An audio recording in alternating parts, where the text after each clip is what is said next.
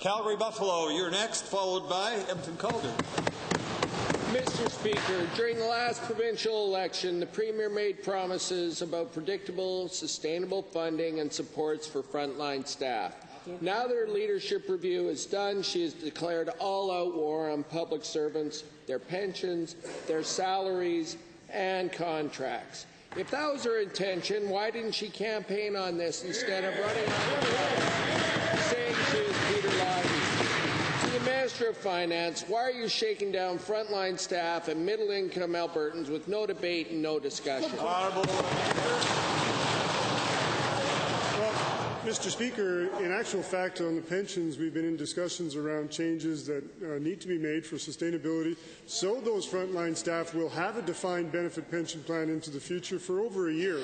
As to the legislation that we've put on notice to table in the House, what we are after, Mr. Speaker, is a fair deal for the employees and, Mr. Speaker, a fair deal for the taxpayers. That's it in a nutshell, Mr. Speaker. Honourable member. Given that the Minister of Finance and Human Services both know that several public service contracts are currently being negotiated and some are even in arbitration, how can this government's callous attack on public servants' pensions and salaries be seen as anything else but bad faith bargaining? Mr. Speaker, if trying to make the pensions sustainable so they have defined benefit pension plans now and into the future, Mr. Speaker, it's not an attack. We're saving it, Mr. Speaker. The other piece to this question that the honourable member talked about in terms of the salaries, we negotiated, worked in good faith with the teachers, Mr. Speaker. We arrived at an equitable solution that's fair for them, fair for the taxpayer. We worked with the doctors, Mr. Speaker. We arrived at a fair agreement for them, fair for the taxpayer. This legislation will allow us to do the same thing, Mr. Speaker, with the hard-working employees of Honourable member, supplemental. My final question is to the Associate Minister of Accountability, Transparency and Transformation.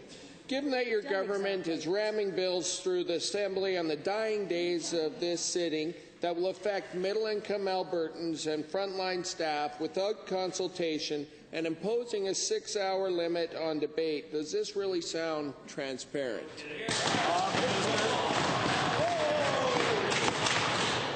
Mr. Speaker, debate in this House is open and transparent. The honourable member should know, because he's been here long enough, that sometimes you put on notice various motions in order to encourage and enable the debate to happen in a reasonable way. We will see whether any of those tools are needed or whether the opposition members will come to the debate in a meaningful way to make good legislation for Albertans. Honourable member.